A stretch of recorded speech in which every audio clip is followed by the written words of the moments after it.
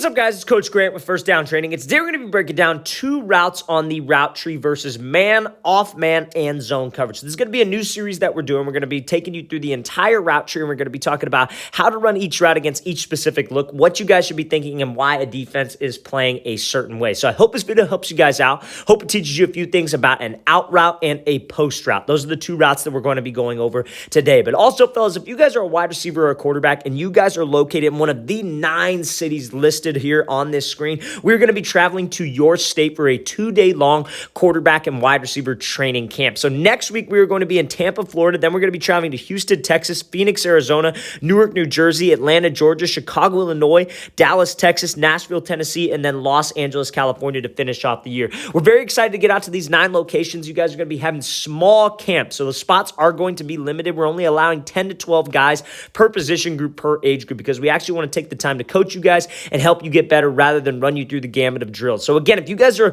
local to one of those areas, you want to come out, get some working with myself and my staff, check out that very first link in the description below for more information. We'd love to have you out. Let's get started. So first route is going to be a 10-yard out route, okay? So this is going to be a 10-yard out against an inside shade off man coverage DB, okay? So now, why would we get this type of coverage? So inside shade, DB's entire goal when he's inside shade, number one, is to force me outside, right? So usually you would see this like if it were cover zero, right? So cover zero, what is cover zero? That's when there is no safety back there. This DB's pretty much on an island. He would not be outside shade because there's no help over the middle. So we could easily just take off, and he does not want to chase me 50 yards across the field. So he's going to be inside shade, and his goal is to push me outside. Now, what a lot of receivers will do is when they have an inside shade DB like so, what they'll do is they'll just take off and go run to the outside because they think, oh, he's giving me the outside. I'm just going to go take what he gives me. That's not what you want to do because, again, that's exactly what the DB wants you to do. He's going to get right on your hip pocket, reroute you, force you to the sideline, and that quarterback's going to have no space to lead you. So we want to make sure that I give my quarterback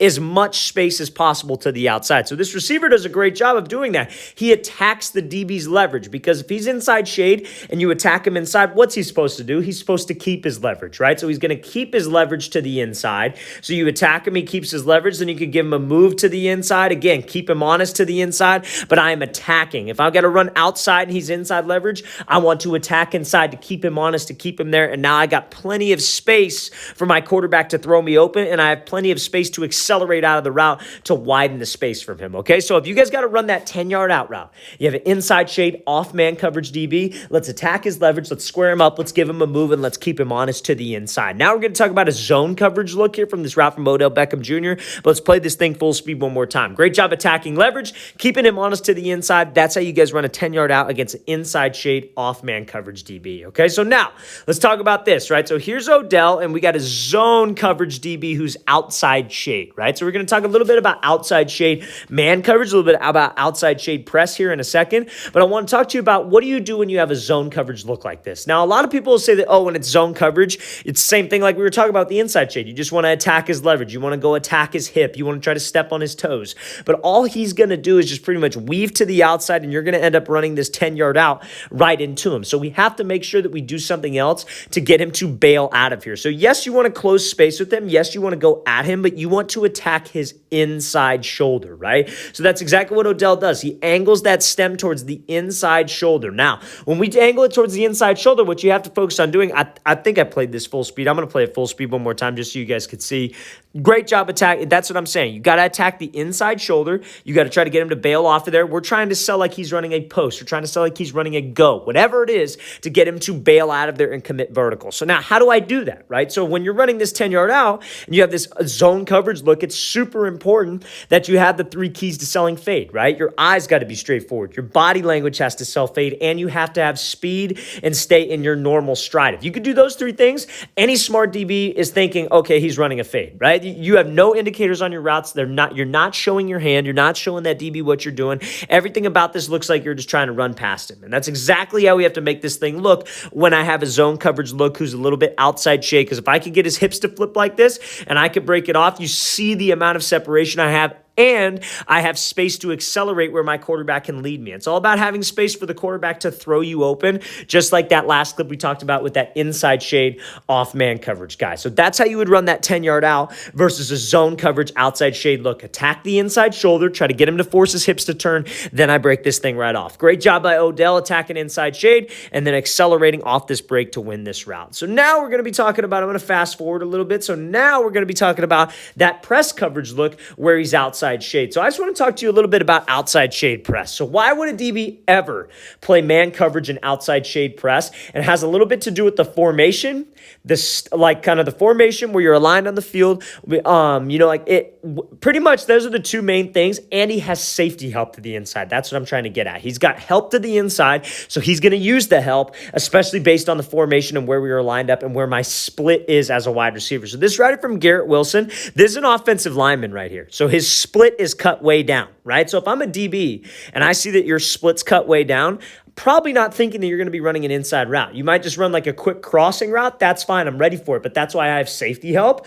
Or I'm thinking that you're trying to give yourself space to the sideline to accelerate. So I'm expecting an outside breaking route. So I'm going to sit outside leverage and force you to have to go inside. I'm not going to give up the outside shade. That's why as a wide receiver, it is extremely important when you have a 10-yard out route to not force the outside release. It is not always about, if you have an outside breaking route, it is not always about taking the outside release because this DB is smart. He is playing the correct leverage. He's making this extremely difficult on myself. So I got to be comfortable running a 10-yard out with an inside release. So let's watch this thing full speed. So Garrett Wilson does a great job setting him up outside, taking the inside release, getting his hips to flip vertical, and then making this play on this out route. So if I got to run 10-yard out and I got this outside shade DB, that's fine, man. I'm going to attack his leverage because I want him to keep his leverage, right? He's outside shade, so I'm going to attack him outside. I want him to keep his space. I want him to keep his leverage to the outside. That's perfect. I want him to jump to the outside because if I were to just run to the outside, he'd get right on my hip pocket and he'd be able to undercut that route, and I would have no space whatsoever to run this 10-yard out for my quarterback to lead me. That's such a hard throw for a quarterback. Take it from me, who has experience with both positions.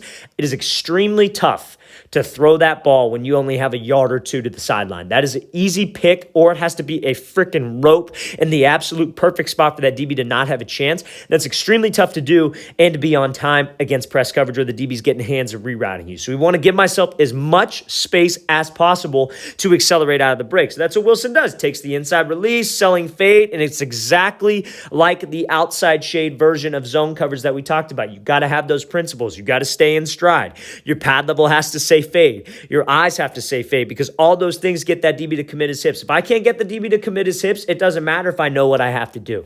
You have to have a mixture of both, right? I talk about it a lot. It's not just about knowing the drills, having the technique. You have to have the IQ, but also you can't just have the IQ and not have the skills. I've seen guys with that as well. They're very smart wide receivers. They'll get away with things, but when they don't have the technique to sell fade, their routes get undercutted, and then all this stuff is for naught. You have to have a mixture of both. That's how you be a complete wide receiver. So again, Wilson does a great job selling fade, getting that DB to commit his hips, and then accelerating off of this break. So that's a perfect example of how to run a 10-yard out route versus outside shade press. Let's watch the thing again, full speed one more time. Great job setting him up outside, taking the inside release, and then breaking this thing right off. DB, very smart to play outside shade, but as a wide receiver, I have to know what counters that specific look that I'm going to get off the line, okay? So now let's talk about a post route, okay? So now we're going to be talking a little bit about off man, then a little bit about press man, because against zone, a post route, I would say is pretty easy. When you have a DB who's here and he's facing the quarterback, it's pretty easy. Close the distance, step on his toes, give him a move. If he's maybe outside shade, maybe angle your stem a little bit.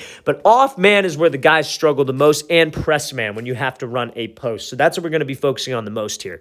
So I got an inside shade off man coverage guy, and I have to run a post route, which is an inside breaking route. So obviously I cannot just run like I can't just run at him and then break this thing off as a post, right? Because we talked about it with the 10-yard out. I got an inside shade guy, so he's inside shade for a reason. Doesn't have safety help, right? So he's not going to let you just get a free release and go run a post. So many wide receivers screw up on this because they don't know how to do this, and they don't have the confidence at the top of the route. They'll attack the guy's leverage. So when you attack his leverage, the problem with that is what's the DB going to do? Going to keep his leverage. That's how you would run a 10-yard out route because you want to give yourself more space to the sideline. So if you attack his leverage, he's going to keep his leverage. You're going to end up running the post right into him. You're not going to have any separation. So you want to do what this receiver does here, but this is a common mistake that guys will make. So he attacks the outside shoulder, does a great job, but he does not sell fade long enough, right? So He does the right thing.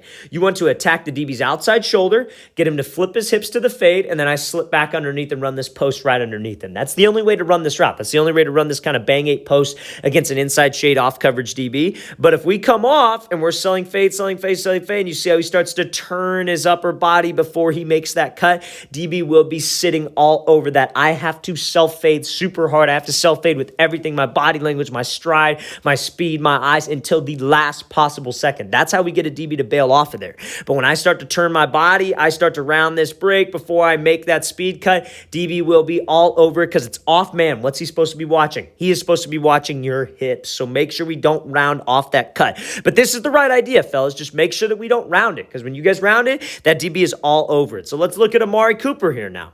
So there's the difference, right? There's the difference between an elite level route runner and then maybe an average college route runner.